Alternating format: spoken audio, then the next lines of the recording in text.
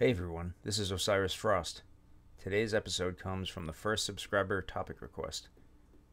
I'll be discussing some of the ships that I think make the best solo ships for Star Citizen, broken down by category and price point. One final note before we get started. I've included in this video a few ships which are not, strictly speaking, solo ships on paper, but which I believe can effectively be operated solo within their intended roles. I've excluded snubs, vehicles, and most multi-crew ships from this discussion. If you guys have any questions about any of these, feel free to post them in the comments, and we can get a discussion going. Now, let's jump in. Starters. Honestly, it's a minimal difference here between any of these starting ships, the Aurora or the Mustang.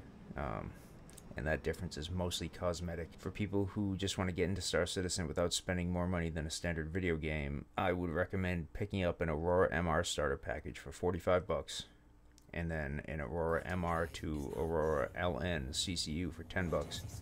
This brings your total investment in Star Citizen to $55, which is less than the $60 that most AAA titles cost. The Aurora LN will give you some missiles and a little bit of cargo capacity, and this will give you a little taste of just about everything in the game, which can help you decide how you want to play, what kind of ships you want to upgrade to. You'll be able to travel the verse, make a little money doing some more modest cargo hauling, handle minor threats located in some of the less dangerous areas of space.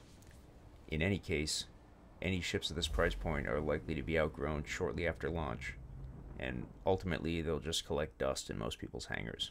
The next step up from the starter ships is what some people call Starter Plus or Advanced Starters, and this is for people who are willing to spend a little bit more money to get a ship that will be more useful in different roles or useful for a longer period of time than your Mustangs and your Auroras, but they still don't want to drop tons of money into the game. And for my money, the clear winner here is the Avenger Titan. It's only $15 more than the Aurora LN, and as of 3.2, it's going to be growing a little bit, and it really surpasses the starter ships in every way. It's got customizable equipment packages that let you buy the Titan, and in-game you can get the equipment to make it a Stalker or a Warlock and switch back and forth between those, depending on the mission needs. So it's also great for people who like versatility, as I do. And it has a little bit more dogfighting chops as well than your basic ships, with its standard loadout. The next step up from those advanced starters are ships that I call advanced ships. There's no official term that catches all, but this is kind of the start of a slippery slope. For a lot of people, it gets easy to justify small CCUs to get moderately better ships, and the next thing you know, you're getting Chairman's Club emails. This is also where ship options will diverge into purpose-built fighters, multi-role, or industry ships, so I'll cover those categories separately. Multi-role ships. So multi-role ships are those ships that are good for a little bit of everything, or they have configurations that lend them to different roles depending on how you outfit them. And in this category, I chose the Cutlass Black over the Freelancer, with one notable exception worth considering, and I'll get to that in a minute. In a lot of ways, the Cutlass is the perfect ship for 3.0. It's recently been reworked, and all the problems with the Mark I have been eliminated, and still it's priced at $100. It has a combination of traits which make it ideally suited for a huge variety of missions, but in particular I want to call attention to this ship's unannounced role, entry-level salvage. Many people in the community have called for an entry-level salvage ship since the Reclaimer was announced, missing the fact that this ship already exists. Given the cargo hold with a ramp and side doors, a tractor beam to help load the cargo from derelicts, and factory stealth capability, I feel that this ship fits entry-level salvage to a T.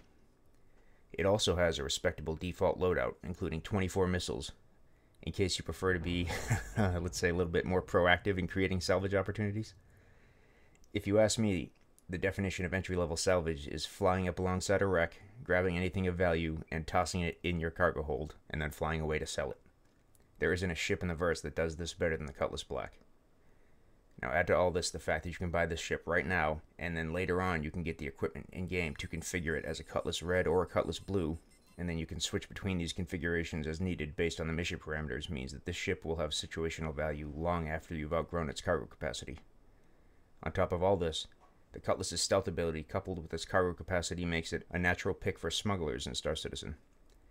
There's just so much that this ship does so well that there was really no competition in this ship category. Now, Freelancer holds more cargo, but in my mind, it's always just going to be a Freelancer. For each Freelancer option, it seems like there's a different ship that holds a similar or slightly lower level of cargo, but it will, like the Cutlass, it will offer rewarding gameplay long after you have the financial wherewithal to move more freight. Alone of the Freelancer line, however, I'm keeping my eye on the Freelancer Miss.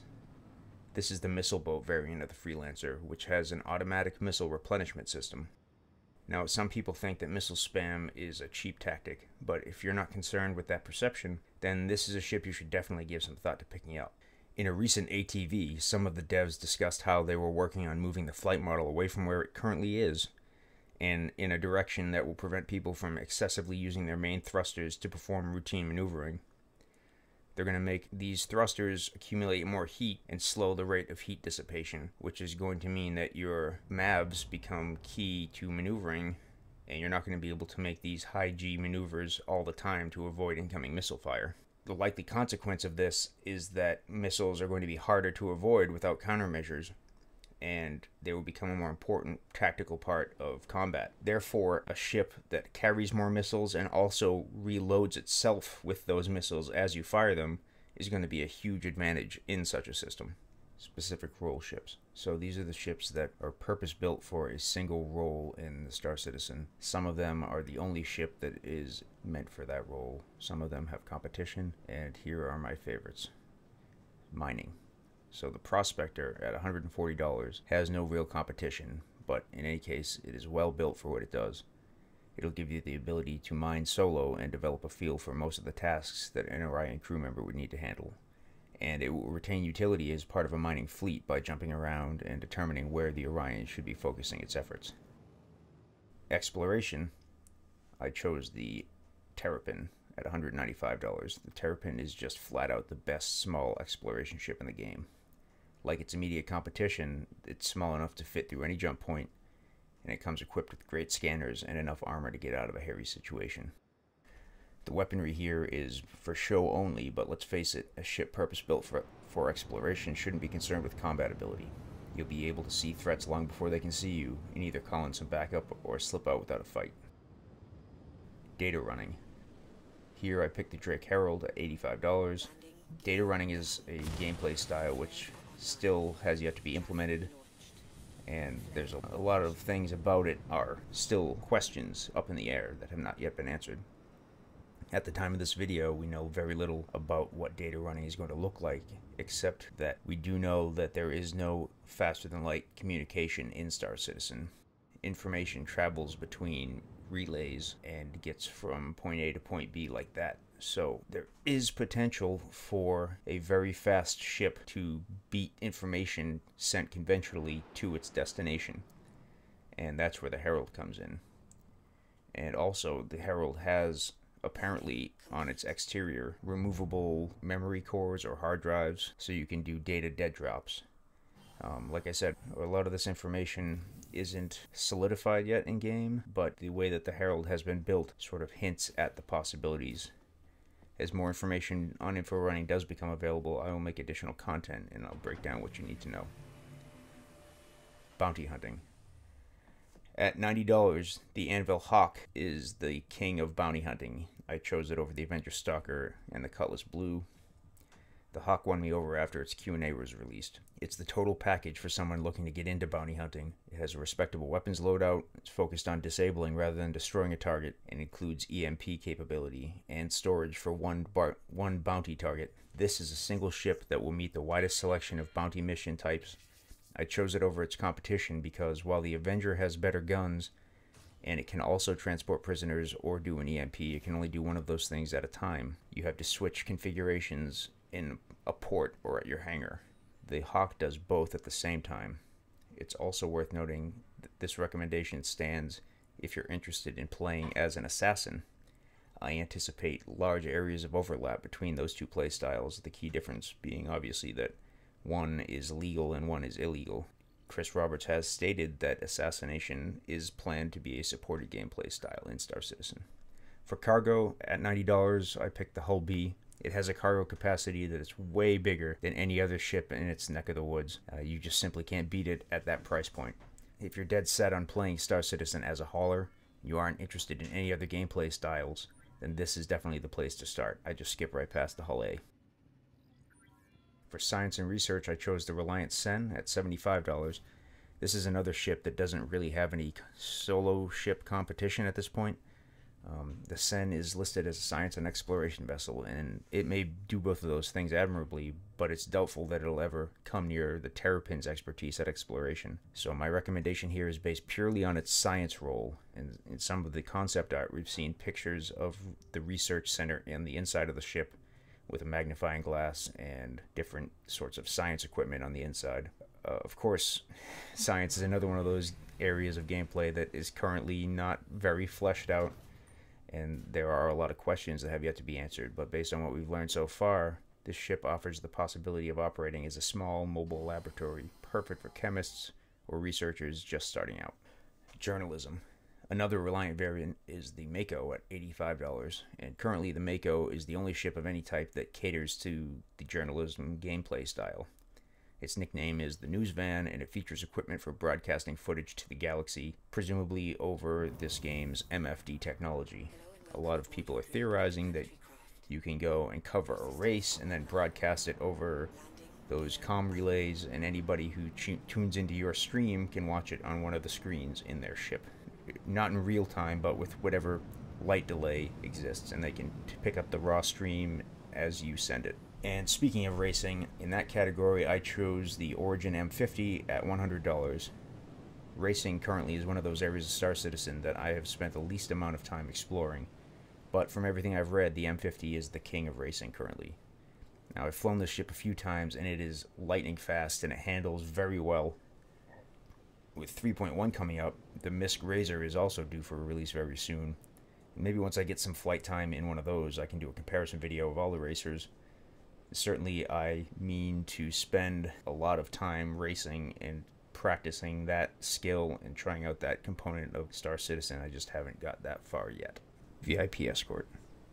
The choice I made here was the 85X, coming in at $50. Catering to VIPs is a possible gameplay style that Chris Roberts has discussed being implemented at some future date. Aside from factional standing, things like clothing, appearance, and the state/type of your ship will play into this in ways which have yet to be fully revealed. At the very least, if someone wants to be shuttled from one point of interest to another, the service beacon system should allow for that functionality. In either scenario, the Origin 85X is a great ship to pick up your fare and run your own personal Uber service with. Combat ships. So I'll start the segment off by saying that I don't see fighters as viable solo ships for most players, particularly players just starting out, as many of those ships lack beds and jump drives, and all they do is fight. So rearming costs are going to add up, and I think that that's going to be prohibitive for players just starting off. If you're dead set on playing in a PMC or living that combat lifestyle, then good for you. This is something that is supported in Star Citizen, and these are the ships that you're going to want to use to do that. But again, for the average player just getting into Star Citizen, you should be aware that without some sort of organizational support or economic activity on the side, you're probably going to struggle to support this gameplay style. You may be better off starting with an industry ship and buying a fighter in-game. I'd even go so far as to say that even if you're a dedicated combat player, you should think about melting any fighters you may have already pledged for and doing just that. Buying an industry ship with the credits and building up some money so that you can support your combat playstyle. Now, the Info Runners podcast did an episode on this concept, so I won't rehash their arguments here, but suffice it to say that they've convinced me. I will link that episode in the show notes if you're interested. So let's jump in. Combat ships. So I know that I've said in this video and others that I prefer versatility in my ships, and that's generally true, but the opposite is the case when it comes to my combat ships, and that will be reflected in my choices. So let's start with the light fighters. And this came down to selection between the Gladius, the Buccaneer, the Cartual, and the Defender. The Gladius, in my mind, is the best value of any fighter in Star Citizen. Since 3.0, it has 75% of the firepower of a Saber and costs just barely more than half the price of a Saber at $90. It also has a smaller cross-section than the Saber and just a hair more speed. In a straight-up dogfight between the two, my money is on the Saber, but the Gladius represents a tremendous value in this segment and is a great jumping-off point for players looking to get into dogfighting. A notable mention here is the Defender, which alone of all the ships currently in Star Citizen has tachyon cannons. It also has great shields and high maneuverability. As of this video, it's still a ways off for the Defender is flyable, and it will likely require a rework to improve cockpit visibility. It's also worth mentioning the Cartual, as given its thruster configuration, it is the fighter least likely to be affected by the flight model changes that I mentioned earlier. This may turn out to be a big advantage down the line. For medium fighters, the ones I looked at were the Super Hornet, the Saber, and the Scythe. And for me, this was the toughest category to call. The Saber is the first ship that I beat Vanduul Swarm with. Its weapon hardpoints allow you to monoboat 4 Panther repeaters, which can make short work of most targets. On the other hand, the Super Hornet is tough as nails. It can carry an even more impressive ballistic loadout. If two equally skilled pilots fought each other, one in a Saber and the other one a Super Hornet, it's a toss-up who would win. The fact of the matter is, it has a lot to do with the flight model, and as we've just discussed, that's currently in flux. In my preferred world, the speed and maneuverability of the Saber would mean more than being able to take more shots, but it's just too early to say where the flight model will end up. There's definitely more parity between those two fighters than in any other segment I've compared in this video. I'm going to go ahead and tentatively recommend the Saber, but it just barely edges out the Super Hornet, and to be honest, you really can't go wrong between the two. The Scythe costs too much more than those other two ships because of its alien tax, and it doesn't really justify that value in my mind. For heavy fighters, I looked at the Hurricane for $170, the Vanguard Warden for $250, and the Glaive for $350. The winner I went with was the Hurricane. This is the ultimate glass cannon dogfighter, capable of delivering a crippling alpha strike at the cost of durability. This is a boom and zoom ship all the way. The Vanguard, by contrast, is a better armored fighter, but in my opinion, it tries to fill too many roles with its platform. When I flew a Vanguard, I just felt kind of underwhelmed relative to the medium fighters I've flown. As far as the Glaive, it is considered by many to be the overall king of dogfighting, but it's exceedingly rare. And it also has that so-called alien tax like the Blade and the Scythe. It is a ship that I'm interested in owning, but it's one I plan to obtain in-game. Bombers. And this came down to the Gladiator and the Eclipse. And the Eclipse, to me, was the clear winner. The Gladiator is more of a bomb-capable fighter, and it straddles the line between those two without committing enough to one or the other to excel in either role. The Eclipse, on the other hand, is a purpose-built ship killer with stealth capability, straight line speed, and a punch that hits like a sledgehammer. It's definitely not a dogfighter, make no mistake, but it has the right combination of features to get in, get out, and remain unseen while delivering its devastating payload. Well, that's all for today's show. Thanks for watching. If you're new to Star Citizen, or you know someone who's thinking of playing, you or they can earn 5,000 UEC on your account by registering with my referral code, which you can find in the show notes down below. If you have any questions, feedback, or episode suggestions, go ahead and leave them in the comments. And if you haven't already, please be sure to like and subscribe. I'd really appreciate that. Thanks, and I'll see you next time.